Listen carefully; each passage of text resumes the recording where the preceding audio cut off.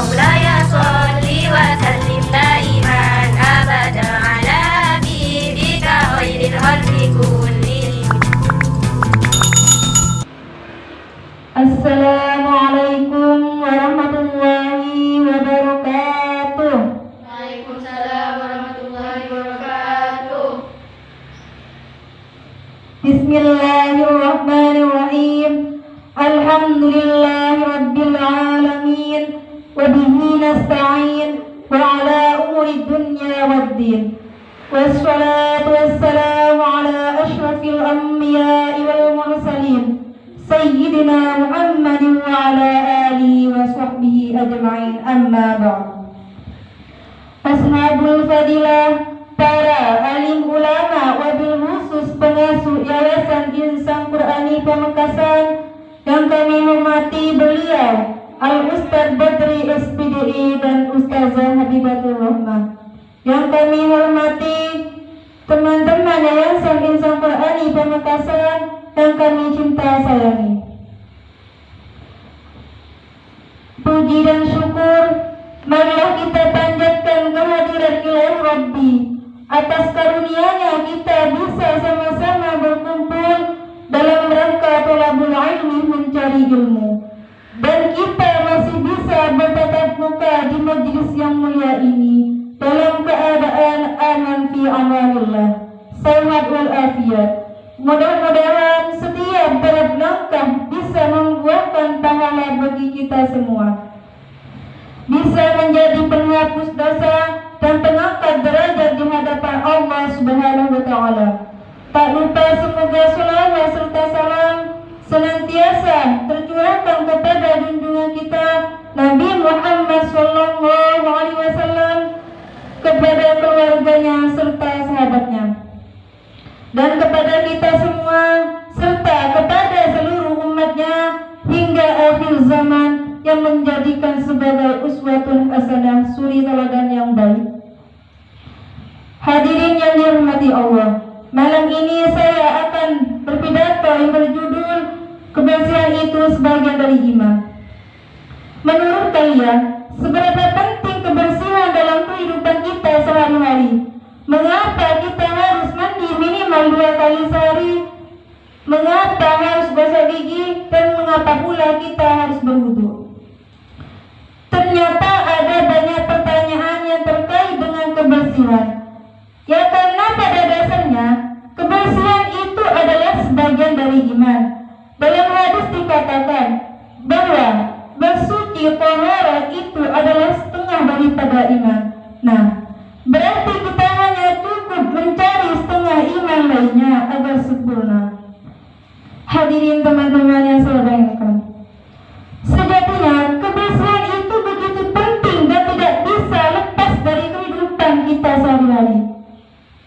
Contohnya, jika kita di sekolah, kita diminta untuk mengelap kaca, mengepel lantai, menyapu ruangan kelas, hingga membuang sampah pada tempat sampah.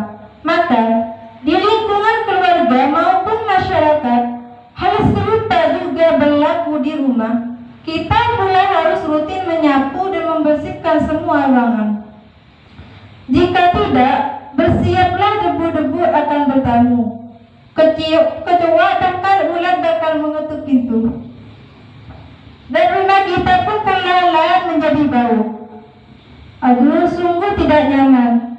Bukan, semakin keadaan rumah kita tidak bersih, semakin besar pula peluang diri untuk terserang penyakit. Jika sudah sakit, semua rencana dan kenikmatan hidup kita bakal terganggu. Tak bisa belajar, tak bisa bersekolah, bahkan tak bisa kerja. Maka dari itulah hubungan kebersihan dan kesehatan itu laksana sepasang sepatu. Jika kita mengenakan sepatu hanya sebelah, apa yang terjadi? Ada yang tahu? Ya, tidak. Nah, sepatu tidak akan berfungsi dan berperan sebagaimana ia dibuat. Dan jika kita berjalan dengan sepatu sebelah, kesempatan kaki untuk terluka makin membahana.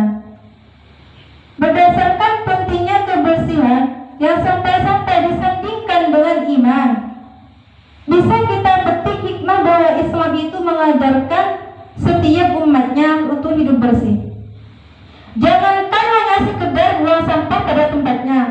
Untuk mengerjakan sholat saja kita wajib berwudu. Jika tidak, sholat tidak sah alias batal.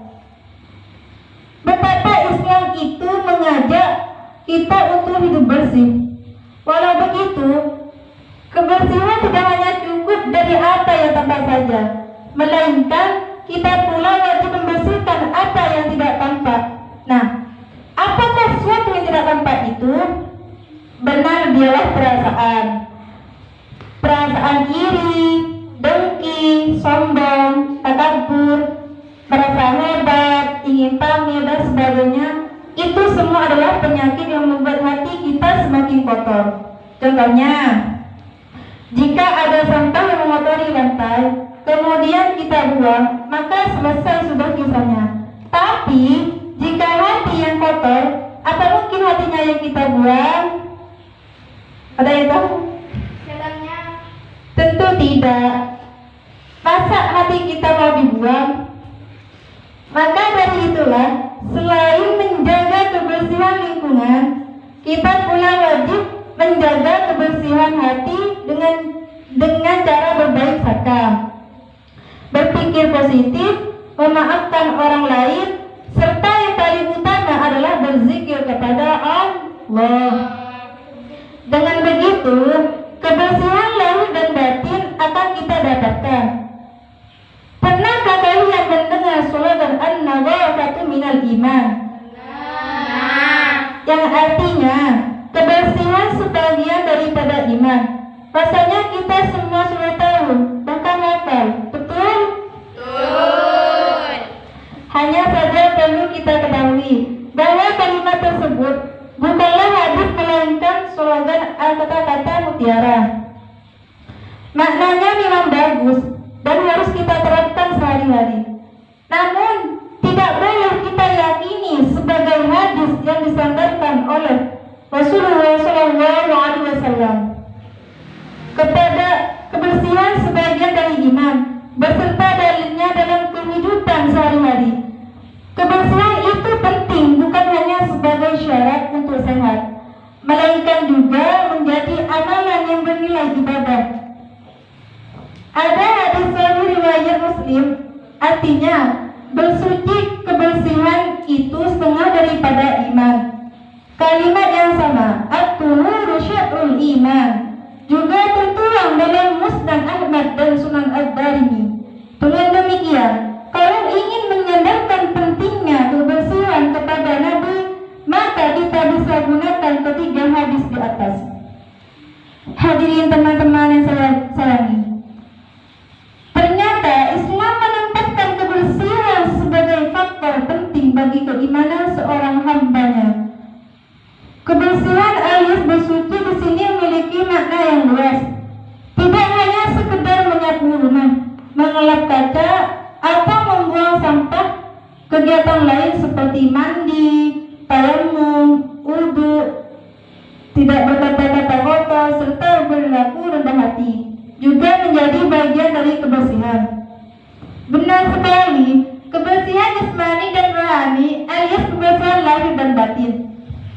Bukan hanya badan, sejatinya hati kita juga harus dibersihkan dari segala penyakit hati.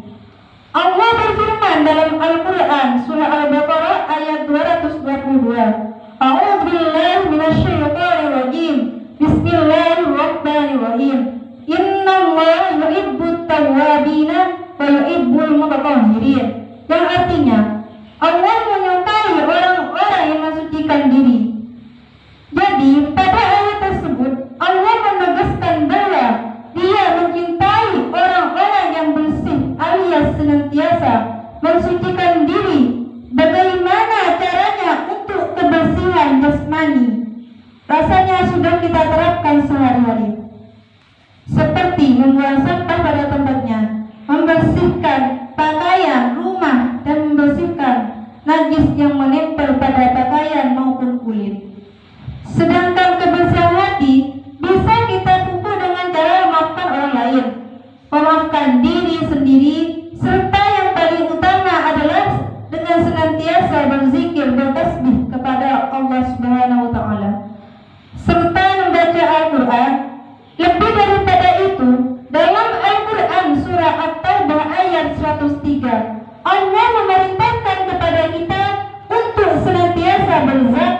atas harta yang kita dapatkan. Guna membersihkan dan mensucikan diri. Mengapa begitu? Karena setiap harta yang kita dapatkan di bumi sebagiannya adalah milik orang lain.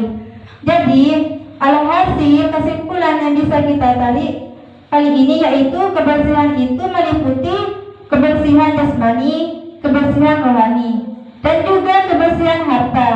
Mari senantiasa kita menjaga kebersihan seraya mengingatkan kualitas iman dan takwa kepada Allah Subhanahu wa Ta'ala. Demikianlah pidato yang bisa saya sampaikan pada kesempatan malam ini. Banyak maaf saya akhiri, wabillahi taufiq wal hidayah. Wassalamualaikum